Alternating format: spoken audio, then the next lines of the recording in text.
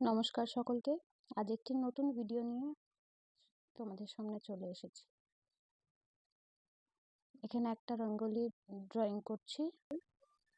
এটা মূলত মেয়ের স্কুলের কালকে অ্যাক্টিভিটি আছে, যেহেতু কালকে স্কুলে ব্যাগলেস ডে বলেছে, তাই তাদেরকে এনকারেজ করে রাখার জন্য বলেছে একটা রঙ্গোলি ড্রয়িং করে নিয়ে যেতে বাড়ি থেকে, দিয়ে কালকে ওরা স্কুলে গিয়ে এটাকে কালার দিয়ে ফিল আপ করবে।